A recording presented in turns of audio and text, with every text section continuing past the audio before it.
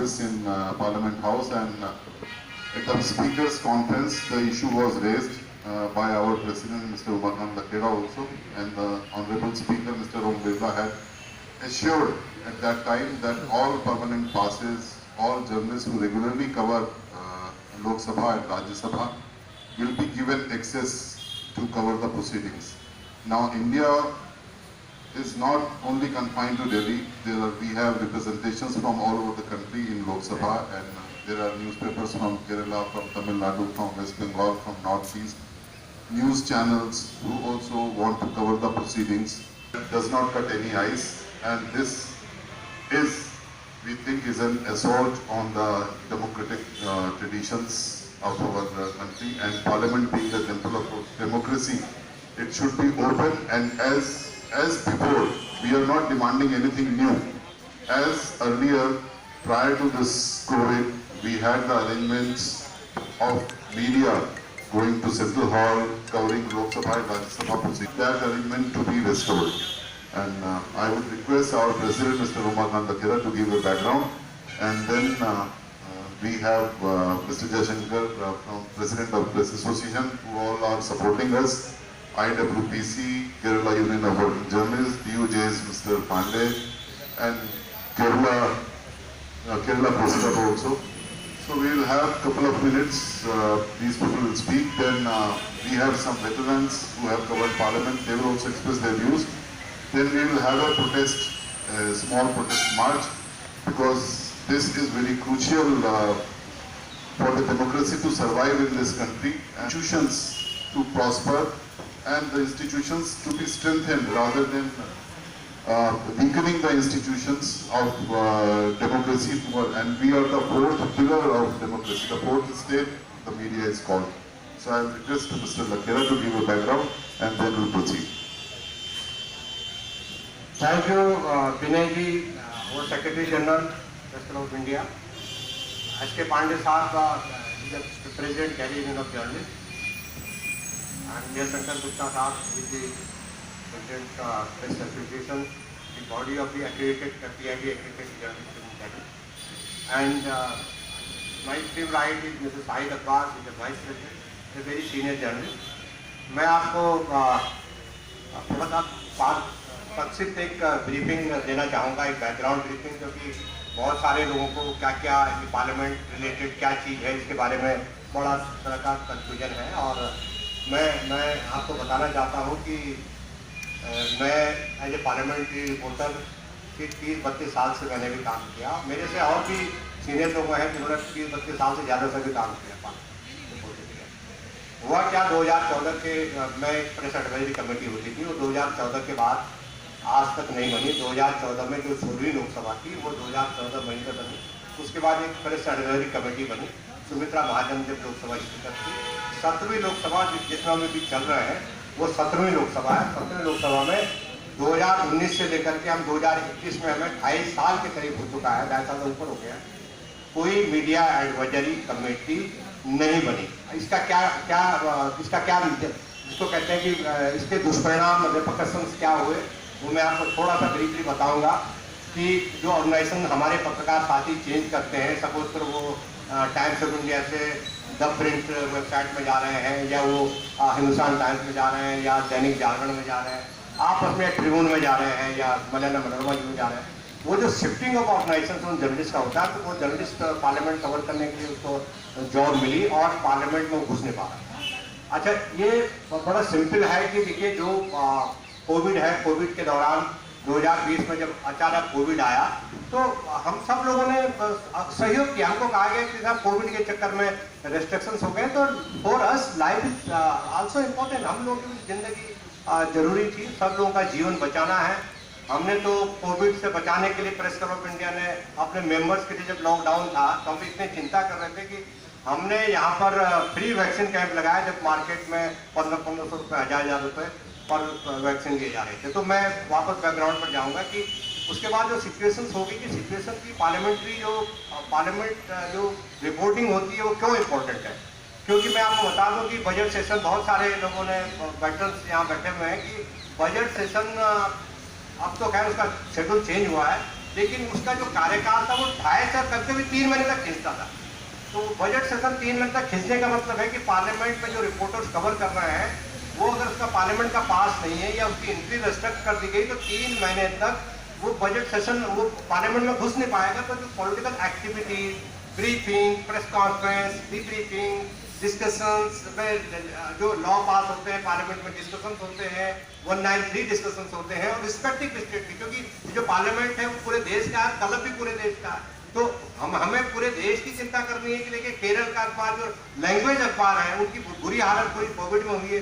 तो सवाल ये है कि जो जर्नलिस्ट है वो जर्नलिस्ट के सामने दूसरी सब दोहरी समस्या ये होगी कि अगर आप उसका पार्लियामेंट में एक्सेस को रोकेंगे, मुझे याद है कि बड़े बड़े जो अखबार हैं जिनके पास रिसोर्सेस हैं उनके 6-6, 7-7, 8-8, 10-10 लोग एक साथ पार्लियामेंट कवर करते हैं, क्योंकि during the session of the parliament become the hub of the information and news.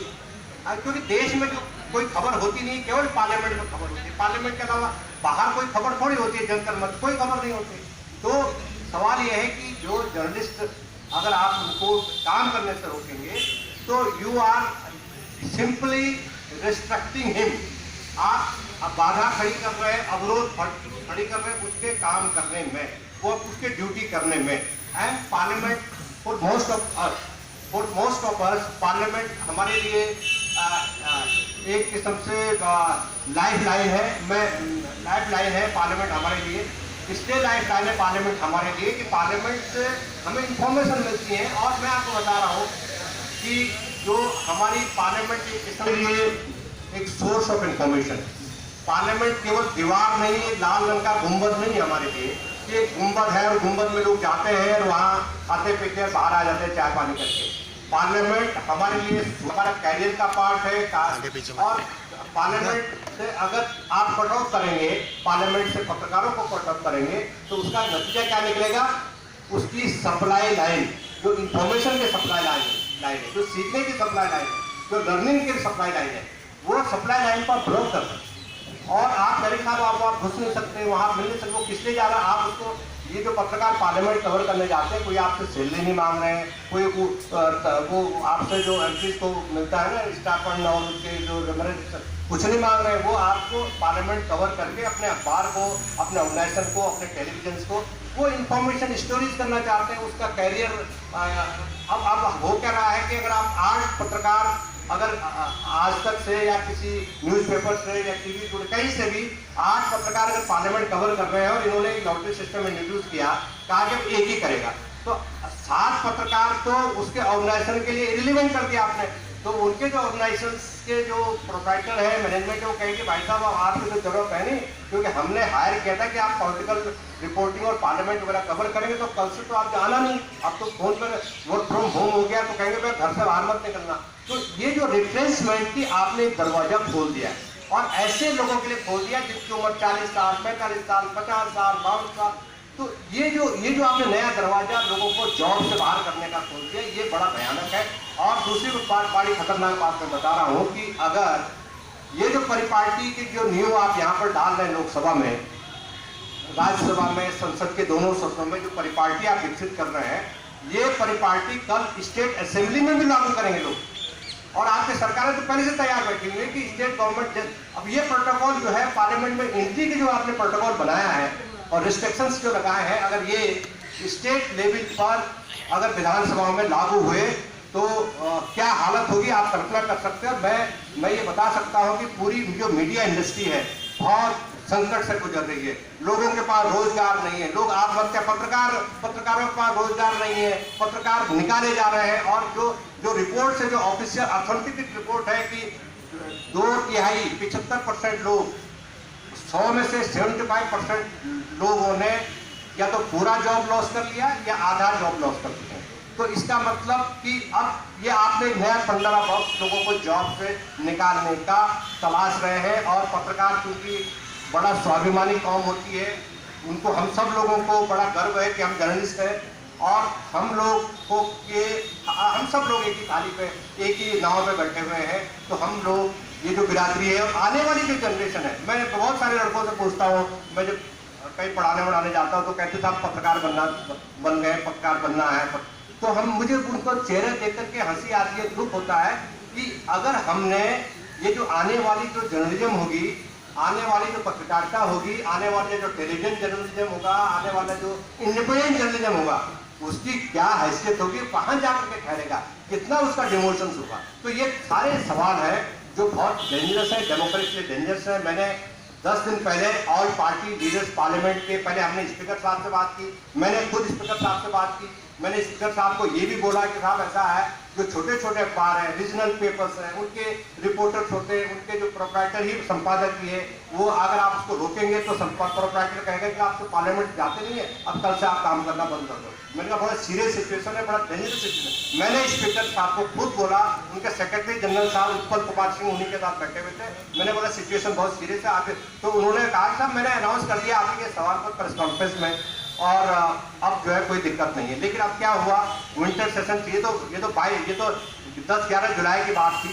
मैंने अब ये विंटर सेशन शुरू हुआ, विंटर सेशन में फिर सवाल स्पीकर साहब से हुए, लेकिन स्पीकर साहब का दफ्तर कुछ और कर रहा है। मेरे को चिट्ठी भेजी कि आप जो है 29 और 30 तारीख को पार्लियामेंट कवर करेंगे। अच्छा, मैं 29 तारीख के मतलब ये ऐसा हो गया कि आप जो अनप्रोफेशनल ढंग से लोगों को ट्रीट किया जा रहा है, मोस्ट जिसको कहते हैं undignified way you are treating the journalist. दूसरी बात क्या है कि LND कैटेगरी, मैंने कहा साहब ये LND जो सीनियर जर्नलिस्ट हैं, जिन्होंने 40-50 साल 60 साल पार्लियामेंट में बिता दिए हैं, वो कोई रोजगार तो नहीं मांग रहे। वो तो उनको जो LND कैटेगरी की है, long and distinguish service category के तहत जो उनको पास जारी किए गए हैं, वो पास उनकी सेवाओं के प्रति, संसद के प्रति सम्मान है। And the parliament should be grateful to those pattern. मैं कहता हूँ कि वो वॉरियर है हमारे सीनियर जर्नलिस्ट, जिनके लिखे हुए को हमने पढ़ करके हम जर्नलिस्ट बने। उनको कहा गया, तो एक जर्नलिस्ट साहब वो आए हुए हैं, उनको दिक्कत भी है, उसके बाद भी आया, उनको ये कहा गया, उनकी उम्र कम से कम 80 साल होगी, वो गए अपना रिन्यू कराने, तो उनको कहा गया कि आप कटिंग लेके आइए अपना। LND category, long and distributive category, जो पार्लियामेंट अगर आ रहा है तो parliament secretary should be grateful to that gentleman who even after crossing 80 years of age is coming to the temple of democracy। तो टेम्पल ऑफ डेमोक्रेसी जो है, ये इस तरह का जो हालात है वो बहुत भयावह है। एंड न केवल डेमोक्रेसी में, मैं आपको बता रहा हूँ कि जो मैंने इस देश के खेत खलियान, गांव, कस्बों और पूरा देश में जाके देखा, बड़ा भारी रिस्पेक्ट है। हम लोगों का भी मन में बहुत रिस्पेक्ट है, हमने भी 30-32-33 साल यहाँ बाल सफेद कर दिए पार्लियामेंट में आके। तो हमें कह रहे हैं कि we have a great respect to the institution, we have a great respect to the chair Lok Sabha and deputy chairman and deputy chairman, all chairs of Lok Sabha, all institution, we have a great respect, but not at the cost कि आप हम लोगों को अलग थलग करके हमारे रोटी रोजगार, प्रोफेशन और एलिनेशन जो आप कर रहे हैं, ये हमको स्वीकार नहीं है। मैं आप सबसे गुजारिश करूंगा कि आपके मन में कुछ भी बातें होंगी, हम सब लोगों को, मैं बहुत ज़्यादा टाइम नहीं लूँगा क्योंकि देखिए और भी हमारे वक्ताओं ने बोलना है, और मेरे पास मैं तो 2 घंटे इसी विषय को बोल सकता हूँ कि क्या क्या हमने किया।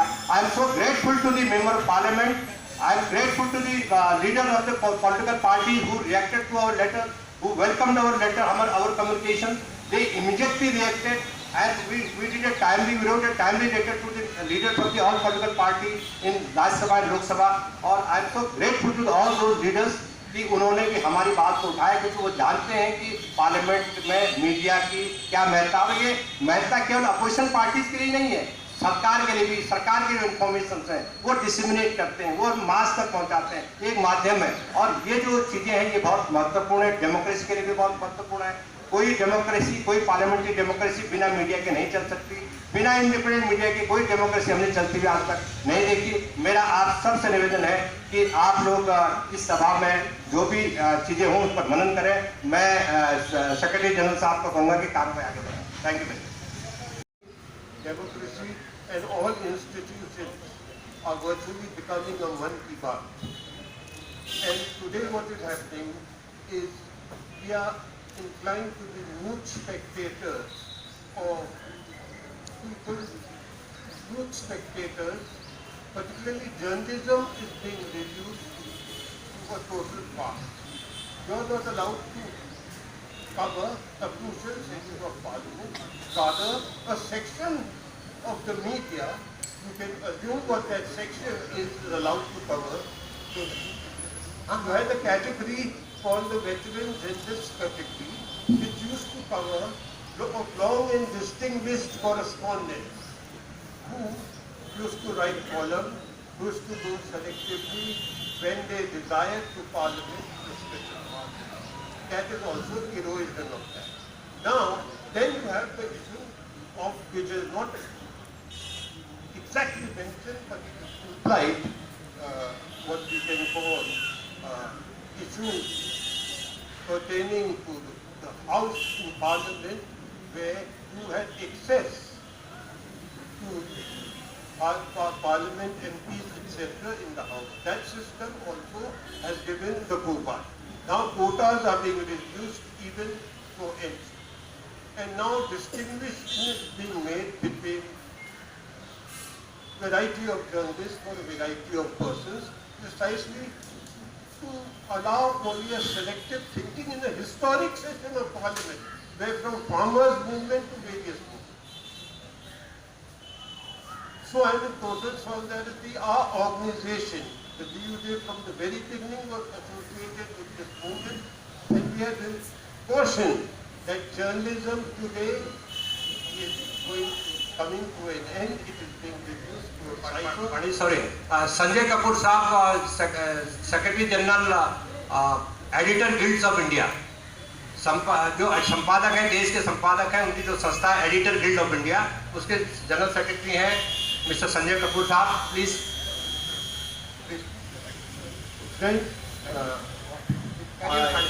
Sorry for interrupting. I think a broad united front is required to save democracy. I think with limited program, I think within the press issues also a broad democratic front is necessary. That is why our organization has been participating in almost all united issues with which we have been. But the call of today, I think we've had 2-3 such meetings which have gradually go for struggle beginning today. I don't think there's any point in leaving that for tomorrow. It was decided also that if we are not able to meet the speaker, etc., the first phase of a protest should definitely begin today. For tomorrow may be too late for journalism, which is dying, which is at its lowest level. And all journalist bodies of the government are being reduced, made by the government, like the press, the council, press, everything else has been reduced to nothingness. It is being reduced to lottery, as some of the quotas for Parliament is being. So a democratic movement is required, and as far as the press is concerned, we should not isolate ourselves, but make a small beginning to be. Thank you. आपको you need media without state और state without media. तो जो founding fathers थे उनका जवाब ये था, we need media without state. लोकतंत्र बिना मीडिया के चल ही नहीं सकता. और मीडिया की आजादी का मतलब ये है कि जो लोकतंत्र की बुनियाद है अभिव्यक्ति की स्वतंत्रता. अगर अभिव्यक्ति की स्वतंत्रता नहीं है और वहां पे नहीं है जो हिंदुस्तान के लोकतंत्र का सबसे बड़ी पंचायत है, अगर वहां आपके आने जाने पर रिस्ट्रिक्शन लग रहा है तो इसका मतलब ये है कि सरकार की कोई दिलचस्पी इस लोकतंत्र में बची नहीं है और वो हर हालत में पत्रकारों को लोकतंत्र में जो भूमिका है उसको निभाने से मना करने की कोशिश कर रही है. तो ये सिर्फ लड़ाई पत्रकारों तक की लड़ाई नहीं है. अगर आज आप देखिए तो हिंदुस्तान के कॉमेडियंस को शो नहीं करने दिया जा रहा, और कहीं कोई कंप्लेन आ जाती है और पुलिस और स्टेट जिसकी जिम्मेदारी है कि अभिव्यक्ति की आज़ादी की स्वतंत्रता के पक्ष में खड़े हो, अगर कहीं से उसमें व्यवधान उत्पन्न हो रहा है तो बजाय उसके पक्ष में खड़े होने के वो खड़े हो जाते हैं कि भाई आप नहीं कर सकते इस कार्यक्रम क्योंकि आपकी वजह से लॉ एंड ऑर्डर की स्थिति खराब हो रही है. तो ये गंभीर सवाल है और मुझे लगता है कि हम लोग थोड़ा, माफ करिएगा लेकिन थोड़ा देर से जगे, क्योंकि उत्तर प्रदेश के अंदर हो या कहीं और, आप अगर जाके देखें तो छोटे छोटे पत्रकारों के खिलाफ जिस तरीके से सेडिशन के चार्जेस लगाए जा रहे हैं, सिद्दीक कप्पन को जिस तरीके से जेल में रखा गया है, आपके खिलाफ ऐसी धाराएं लगा दी जाएंगी कि दरअसल आपको अदालत से भी आपको बेल नहीं मिलने वाली है। 1 साल, 2 साल, 2.5 साल रख देंगे और उसके बाद अदालत कहेगी भाई इनके खिलाफ कोई केस बनता नहीं, लिया जाए, इनको छोड़ दिया जाए। तो ये गहरा संकट है और मुझे लगता है कि आज अगर हम लोग यहाँ पे इकट्ठा हुए हैं तो अच्छी बात है, लेकिन जो बात अभी सिन्हा साहब ने कही है कि ये फाइट टू फिनिश है, ये बीच में नहीं छूटने वाला। और अगर बीच में अगर छोड़ने का इरादा है तो मुझे लगता है कि इस लड़ाई को नहीं हमें आगे बढ़ाना चाहिए। लेकिन जिस तरीके से लोग यहाँ इकट्ठा हुए, मुझे पूरा विश्वास है कि इस लड़ाई को अंत तक ले जाना है, क्योंकि लोकतंत्र को बचाने की लड़ाई है, ये सिर्फ पत्रकारों के अभिव्यक्ति का सवाल नहीं है। धन्यवाद। तब हम लोगों ने प्रेस काउंसिल को गुहार लगाई थी, अभी तक हमें उसको लेके तो न्याय मिला नहीं, पर हमने कभी ये नहीं सोचा था कि ये बात बढ़ के यहाँ तक पहुँच जाएगी कि पार्लियामेंट में भी एंट्री हम लोगों की धीरे धीरे बंद हो जाएगी। कोविड से लेके जो रिस्ट्रिक्शंस हुए हैं वो हम एक्सेप्ट करते हैं कि ठीक है, ज़रूरी था कुछ रिस्ट्रिक्शंस करना, कुछ हम लोगों की एंट्री सब ठीक, न केवल हमारी और बहुत सारे लोगों की एंट्रीज रोकना, हर जगह भीड़ कम करने के लिए ज़रूरी था। पर अगर सरकार खुद ही रिस्ट्रिक्शंस हटा रही है, मॉल्स खोल रही है, सिनेमा हॉल्स खोल रही है, इंटरनेशनल फ्लाइट्स अलाउ कर रही है, टूरिज्म को डेवलप कर रही है, तो मुझे समझ नहीं आता कि फिर पार्लियामेंट या तो उसे भी पूरे जूम मूड में चलना चाहिए कि कोई भी नहीं आए, और अगर पार्लियामेंट पूरी तरह चल रही है तो फिर जर्नलिस्टों के जाने पे ऐसी क्या पाबंदी होनी चाहिए, क्योंकि सरकार की आवाज़ तो जो संसद चैनल है उस पर दिख जाता है, लेकिन विपक्ष की आवाज़ तो दिखती नहीं है। तो आप पत्रकारों को रोक के उस विपक्ष की आवाज़ को वहाँ भी दबा रहे हैं, जो छोटे मोटे बातचीत हम लोग आते जाते MP से कर लेते हैं। तो मुझे लगता है कि सरकार को सोचना चाहिए कि ये रेगुलर कॉन्फ्लिक्ट किसी भी ग्रुप के साथ अच्छा नहीं है। मुझे लगता है ये एक अच्छा मैसेज भी ग्लोबली नहीं जाता कि आप अपने मीडिया ग्रुप्स को अपने से दूर रखें, आप हमसे बात करिए, अगर आपको कुछ परेशानी है तो आप हमसे बात करिए, हमारी यूनियंस हैं और हम लोग मिलके कोई उसको रिजॉल्व करेंगे। अगर आपको कंसर्न है कि पैंडमिक है, जो हम मानते हैं इट्स अ मेजर इशू, और एक और वेव की जो एक डर है वो भी है, सबके लिए वो जेन्युइन डर है, मगर ऐसी कोई बात नहीं जो हम बात करके नहीं उसे रिजॉल्व कर सकते हैं। या वन साइडेड जो हम पे ऑर्डर थोप दिए जाते हैं उससे एक हम लोगों को भी डिसइल्यूजमेंट है, और हमें भी लगता है कि कहीं हम लोगों के साथ हमें कॉन्फिडेंस में आप नहीं देते हैं। तो सरकार अच्छा होगा कि हमसे बात करें, हम लोग मिलके कोई रास्ता निकालें, पर ये ब्लैंकेटली आप लोगों को आना जाना बंद कर दें, फोटोग्राफर्स की एंट्री बंद कर दें। फोटोग्राफर्स तो किसी को इतना फिजिकली उनके क्लोज भी नहीं होते, वो तो अपने कैमरे से दूर से तस्वीरें उतारते हैं। आप मोबाइल से वीडियो रिकॉर्डिंग प्रीमाइसेस में बैन कर रहे हो, उससे मतलब मुझे समझ नहीं, if there is a message that you want to give then let's be very clear कि आप क्या मैसेज देना चाहते हैं। हम लोग तो नहीं समझ पा रहे हैं। बोल रही नहीं चलेगा, नहीं चलेगा, बोल रही बड़े चलो, बड़े चलो। जिंदाबाद जिंदाबाद जिंदाबाद जिंदाबाद। नहीं चलेगी, नहीं चलेगी, नहीं चलेगी। आगे जाओ, चलो चलो चलो, आगे चलो, आगे चलो, आगे चलो, थोड़ा हमारा नारा सही भाई। हाँ,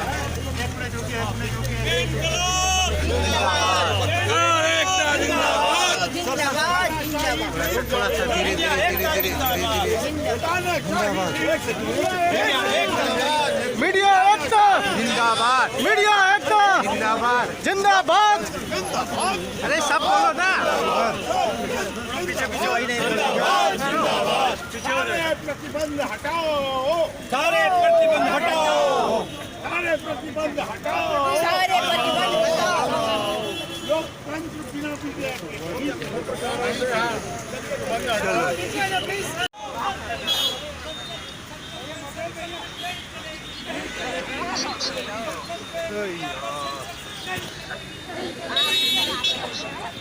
हाँ हाँ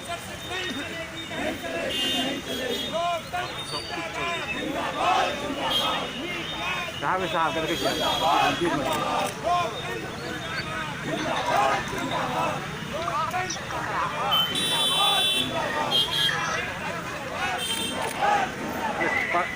प्रेस क्लब में पार्लियामेंट संसद भवन।